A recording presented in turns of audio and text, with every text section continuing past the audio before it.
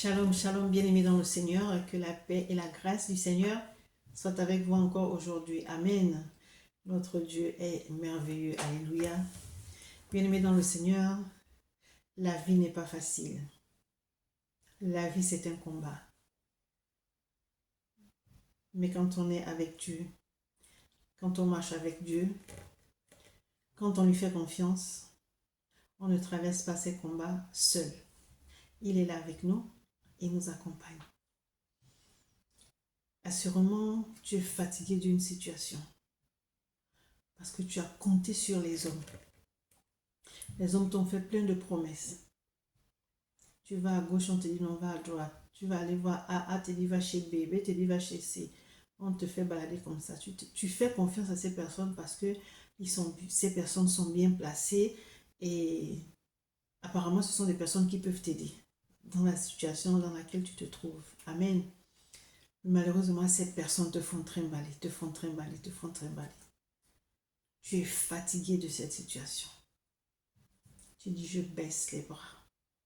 J'en ai marre, je laisse tomber. Tu t'es adressé aux hommes. Tu n'étais pas adressé à Dieu. Tu as compté sur les hommes parce que tu les vois. Tu n'as pas cherché la face de Dieu. Tu es fatigué, tu laisses tomber. Tu n'as pas cherché la face de Dieu. Pendant qu'il te dit dans sa parole, venez à moi, vous tous qui êtes fatigués et chargés, et je vous donnerai du repos. Il n'y a qu'en lui qu'on trouve le repos. Tu es fatigué des balades à gauche, à droite. Tu es fatigué des fausses promesses. Mais tu ne te lèves pas pour chercher Dieu. Tu as baissé les bras. Et puis tu te dis, tant pis, j'attends la mort. Ne cherche pas la mort parce que tu vas passer par là. C'est obligé que tu passes par la mort.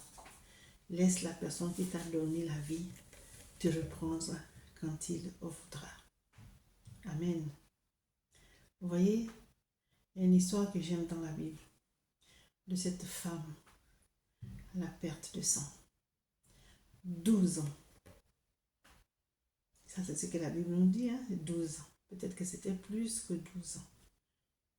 On va s'arrêter sur 12 ans. La perte de sang. Bien-aimée dans le Seigneur. Personne ne pouvait être à côté d'elle. Peut-être que même elle-même, elle était gênée.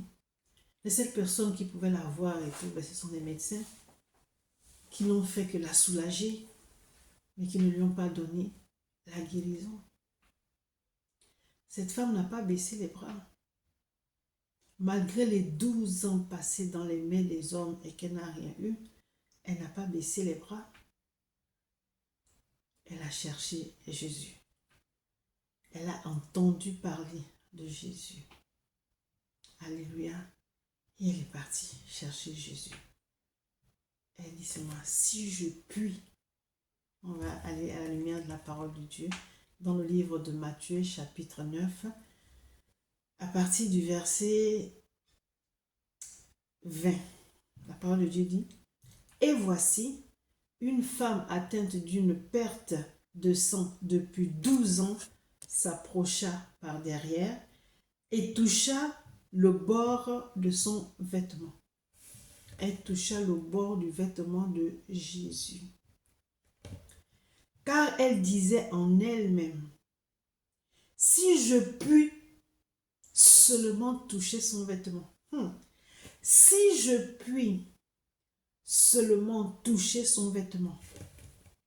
Elle avait résolu de toucher juste le bord du vêtement de Jésus. Elle a déterminé sa guérison. Elle a dit, si je puis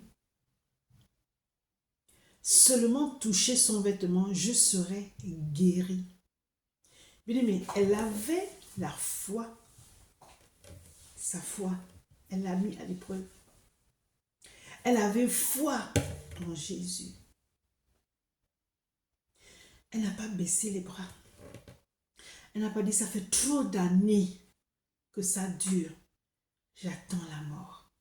Non. La mort, tu vas mourir un jour. Comme je l'ai dit tout à l'heure, laisse celui qui t'a donné la vie de reprendre la vie. Ne cherche pas la mort. C'est un passage obligé pour tout être humain. J'aimerais dire à une femme ici cet après-midi qu'aucune situation ne dépasse Dieu. Aucune situation, quel que soit le nombre d'années que tu vis cette situation. Quand tu te décides, quand tu prends la résolution de tout remettre entre les mains de Dieu parce que tu en as marre de cette situation, quand tu tournes ton regard vers lui, forcément, quelque chose va se passer. Tu te dis maintenant, j'en ai marre. Je cherche celui qui est le chemin, la vérité, la vie. Et il me guérira. Pas je vais essayer, voir s'il me guérit. Tu détermines qu'il me guérira. J'aurai ma guérison. Cette femme, elle a dit, si je puis, alléluia, seulement toucher son vêtement, je serai guérie. Elle n'a pas dit, je serai guérie si Jésus prie pour moi. Elle n'a pas dit, je serai guérie si Jésus m'impose les mains. Elle a déterminé sa guérison. Elle a dit, si je puis seulement. Donc, quand je vais toucher le pan du vêtement de Jésus, je serai guérie. Et celui qui est le maître de la guérison, le médecin par excellence, a vu sa foi. Alléluia. Le verset 22 dit, Jésus se retourna et dit, en la voyant, prends courage, ma fille, ta foi t'a guérie. Qu'est-ce qu'il a dit? Prends courage, ma fille, ta foi t'a guérie. Tu dis, j'ai la foi, tu ne poses pas des actes. Tu dis, mais je vais essayer, mais est-ce que, n'essaye même pas? Parce que ça ne va pas marcher. Tu as déjà émis le doute. Mais si tu pars, la tête levée, et tu regardes Jésus, tu dis, Seigneur, il n'y a que toi. Aujourd'hui, c'est toi et moi. Je n'ai personne d'autre. Père, il n'y a que toi.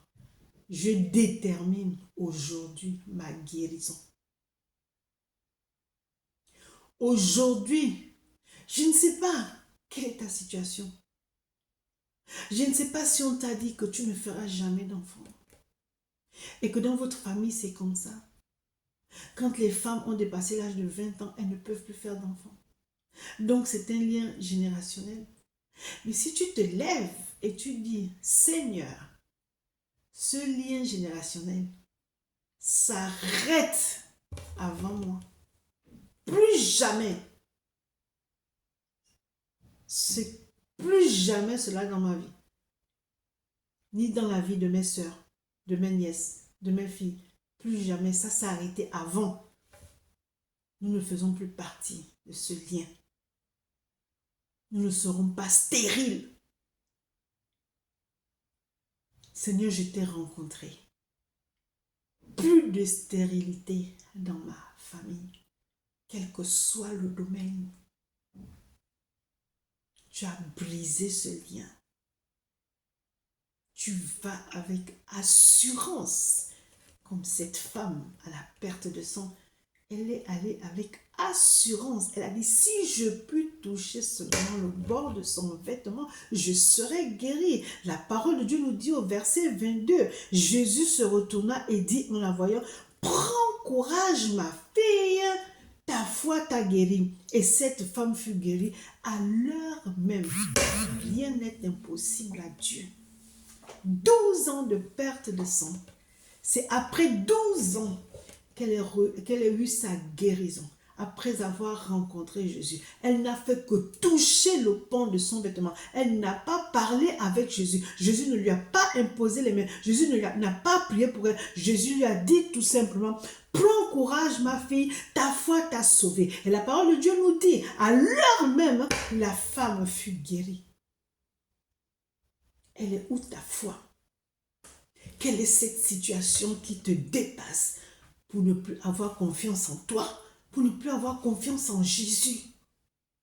Parce que tu te dis, cette situation n'a fait que trop durer. Mais est-ce que tu t'es tourné vers lui? Quelqu'un est venu te parler de Jésus. Est-ce que tu as pris ton temps pour dire, oui, je l'accepte, parce que ma situation n'a fait que durer.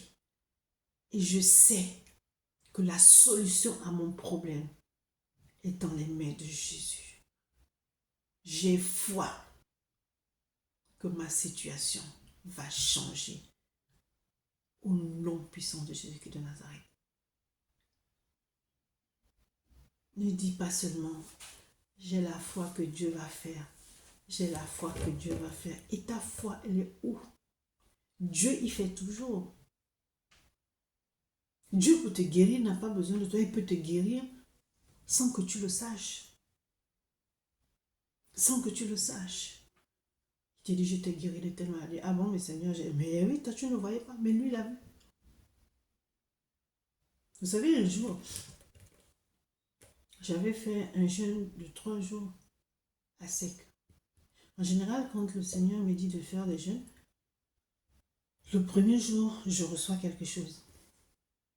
Et ce jour, je ne reçois rien. Je dis, Seigneur, c'est le 3e jour. Nous sommes déjà en fin d'après-midi, tu dis rien. On n'a pas parlé. Ok, j'ai dormi. Et je vois comme si quelqu'un qui me touche mes lèvres. Et je pensais que c'était mon mari. J'ai dit, bon, arrête. Et je rigolais, j'ai dit, mais arrête. Mais il faisait nuit, hein. Je crois que c'était peut-être au petit matin, je ne sais pas. Et j'entends le Seigneur qui me dit, je t'ai guéri du cancer du sein. Waouh! C'était la 2e fois que le Seigneur me dit ça.